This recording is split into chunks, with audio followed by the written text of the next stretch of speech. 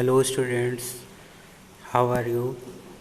आज हम सभी क्लास 7th का चैप्टर 4th सिंपल इक्वेशंस के बारे में पढ़ेंगे। सिंपल इक्वेशन मतलब कि साधारण जो इक्वेशन आपकी बनती हैं वो कैसे होते हैं। तो पहले आपको नॉर्मली समझना पड़ेगा कि ये इक्वेशन होता क्या है।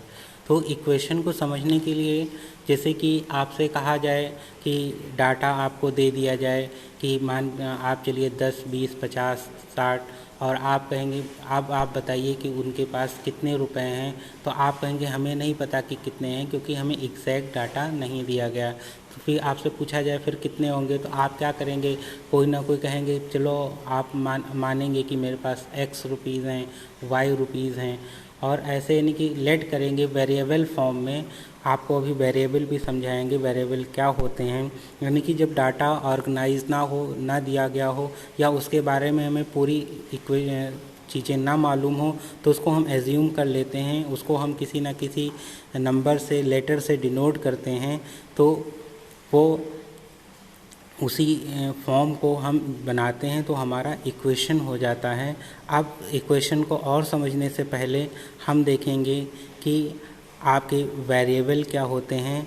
और तो वेरिएबल की जो डिफिनीशन होती है वो होता है the word variable means something that can very.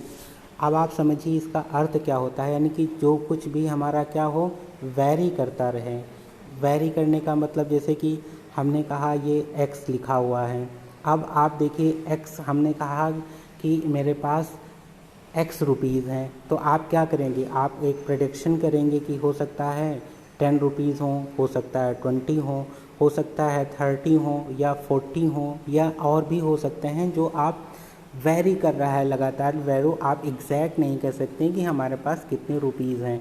ऐसे कोई भी लेटर जैसे y आपने कर लिया तो y रुपीज़ हैं, इट मीन्स वो क्या है y वेरी कर रहा है, एग्जैक्ट हमें नहीं इन्फॉर्मेशन दे पा रहा है कि क्या होते हैं। तो वेरिएबल वो होते हैं जो लगातार क्या हो वेरी करते रहें, उसी को हम वेरिएबल बोलते हैं। और इसको लिखने का आप अल्फ़ाबेटिकल फॉर्म में x y z m, जैसे कि आपने x y z किया M, N, P और अदर फॉर्म में भी अदर लेटर में भी इसको आप डिनोट कर सकते हैं। तो इसे कहते हैं वेरिएबल। वेरिएबल मीन्स जो लेटर या हो वो क्या करे हमेशा वेरी करता रहता है, वही हमारा वेरिएबल होता है। जैसे हम एक और उदाहरण के माध्यम से समझेंगे। जैसे कि हमारा दिया गया है कोई भी इक्वेशन आप लीजिए, जैसे कि दिया गया है यहाँ पर हमने लिखा 4x + 5।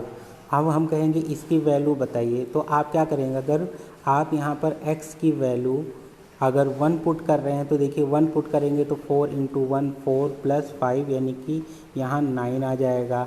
अब यहाँ पर x की वैल्यू अगर आप 2 पुट कर रहे हैं तो 4 × 2 8 + 5 इट इज़ इक्वल टू 13 आ जाएगा। इट मीन्स ये लगातार x की वैल्यू जैसे जैसे आप पुट करते रहेंगे वो हमारा इंक्रीज़ होता है, वैल्यू डिफरेंट आएगी। इट मीन्स ये क्या हुआ यहाँ वेरी कर रहा है, तो x क्या हो गया आपका वेरिएबल हो गया। ऐसे ही और कई उदाहरण एग्जाम्पल के माध्यम से हम समझ सकते हैं कि x के मान कैसे वेरी कर रहे होते हैं। और अभी और बड़ी कक्षाओं में आप लीनियर इक्वेशन और क्वाड्रेटिक इक्वेशन और भी पढ़ेंगे, लेकिन ये आपके अभी सिलेबस में नहीं है, इसलिए उसको नहीं बताया जा रहा है। आप देखिए किसी इक्वेशन में हम आपको देखिए राइट हैंड साइड क्या होता है और लेफ्ट हैंड साइड क्या होते हैं। तो हमने जैसे कि कोई इक्वेशन लिखा 4x + 10 इज़ इक्वल टू हमने लिख दिया 50। तो इसमें जो लेफ़्ट पार्ट होता है इसी को हम कहते हैं लेफ़्ट हैंड साइड, और जो राइट पार्ट होता है इसी को हम कहते हैं RHS, राइट हैंड साइड बोलते हैं। तो आपको जब इक्वेशन इक्वलिटी का साइन होता है लगा होता है, इसे इक्वलिटी का साइन होता है, इसका मतलब होता है जो लेफ़्ट साइड में लिखा है वही राइट साइड में भी लिखा है। ठीक, अब ये हमको समझ में आ गया कि हमारी इक्वेशन में क्या कौन से लेफ़्ट साइन होते हैं, कौन से राइट साइन होते हैं। तो इस तरह आप लेफ़्ट और राइट साइन को भी समझ गए हैं।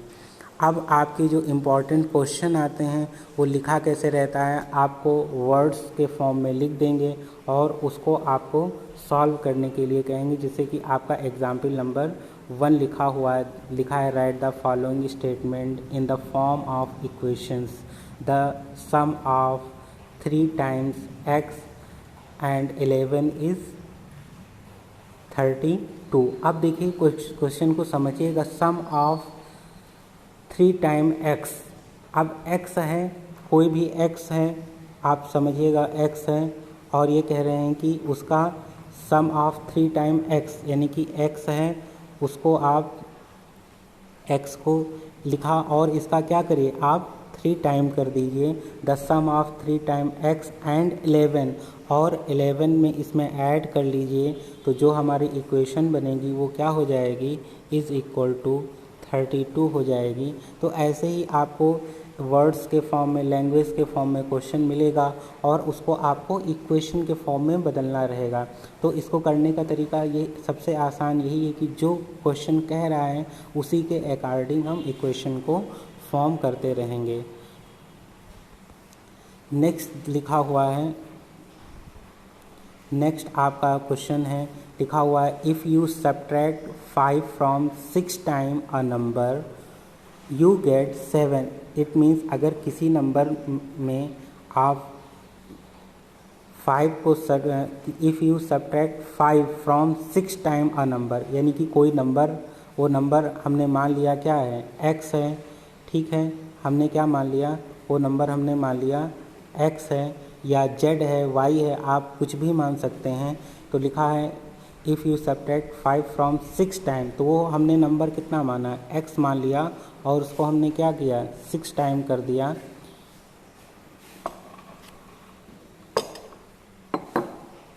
उसको हमने क्या कर दिया 6 times कर दिया। तो आगे लिखा हुआ है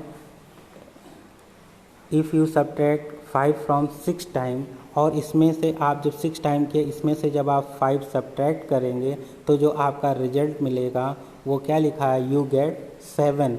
तो जो क्वेश्चन देखिए जो कह रहा है उसी के अकॉर्डिंग हमने इसको सॉल्व किया। अब देखिए नेक्स्ट क्वेश्चन ऐसे ही आप एग्जाम्पल में दिया गया हो, एग्जाम्पल आप करेंगे, उसके बाद ऐसे ही क्वेश्चन अभी एक्सरसाइज में भी आपसे डिस्कस किया जाएगा। और सारे क्वेश्चन जैसे 2 में दिया गया है आपको कन्वर्ट करना। चलिए एक क्वेश्चन एग्जाम्पल 2 का भी देख लेते हैं।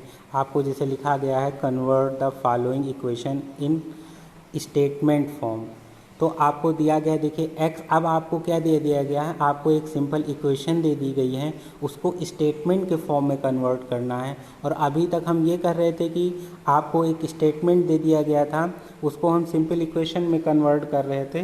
तो जस्ट प्रोसेस को उल्टा हो गया। जैसे फर्स्ट लिखा हुआ है x - 5 = 9।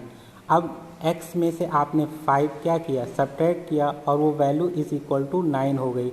तो आप क्या लिख देंगे, taking away 5 from x gives 9, यानी कि x में से हमने क्या किया, कैसे लिखेंगे आपको ऐसे लिख देना है, taking away 5 from x gives 9, यानी कि जब हम x में से 5 को सब्ट्रैक्ट करेंगे तो हमारा क्या मिल जाएगा, 9 मिल जाएगा। बहुत आसानी से इसको आप कर सकते हैं, जो क्वेश्चन कह रहा है उसी के अकॉर्डिंग हमको करना रहेगा। अब आपको लैंग्वेज वाले क्वेश्चन भी दिए रहेंगे, एग्जाम्पल को पहले सॉल्व करेंगे। अब आ जाते हैं हम एक्सरसाइज पर कि क्या एक्सरसाइज 4.1 उसका जो पहला क्वेश्चन है हम देखते हैं। पहला लिखा हुआ है complete the last column of the table, लिखा हुआ है x + 3 = 0, x की वैल्यू आपको 3 दे दी गई है। इट मीन्स आप क्या करेंगे, x की वैल्यू पुट करके देखेंगे कि क्या 0 का फॉर्म हो रहा है। फिर दिया गया है से whether the equation is satisfied, अगर 0 वैल्यू आ जाएगी तो वो सेटिस्फाइड करेगा, नहीं आएगी तो नहीं करेगा। चलिए चेक करते हैं। पहला क्वेश्चन लिखा है x + 3 = 0।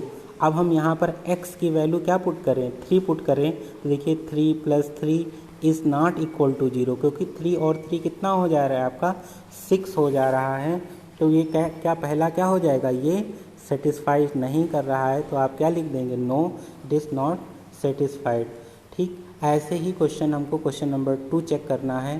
क्वेश्चन नंबर 2 लिखा हुआ x + 3 = 0, x + 3 = 0, और आपको x की वैल्यू यहाँ पर 0 पुट करना है। तो x की वैल्यू देखिए 0 + 3 = 0। ठीक है, तो आप सेकंड वाला भी क्या कर रहा है, सेटिस्फाइड नहीं कर रहा है, तो no it is not satisfied आप इसको लिख देंगे। ऐसे ही नेक्स्ट हम चेक करते हैं, x + 3 = 0। नेक्स्ट दिया हुआ है x + 3 = 0 और x की वैल्यू यहाँ पर -3 दे रखा है। तो आपको क्या करना है, x की वैल्यू -3 पुट करना है। जब हम -3 पुट करेंगे तो -3 + 3 = 0। तब देखिए 3 में से 3 जब सब्ट्रैक्ट करेंगे तो क्या आ जाएगा, 0 = 0, यानी कि left hand side = right hand side हो गया। इट मीन्स x + 3 = 0 और x की वैल्यू -3 रखने पर हमारा क्या कर रहा है, ये सेटिस्फाइज कर रहा है। तो यहाँ पर हम S लिख देंगे कि सेटिस्फाइड कर रहा है। ऐसे ही बच्चों आप और भी सारे क्वेश्चन इसी फॉर्म में कर सकते हैं। चलिए आज के लिए इतना ही। Thank you.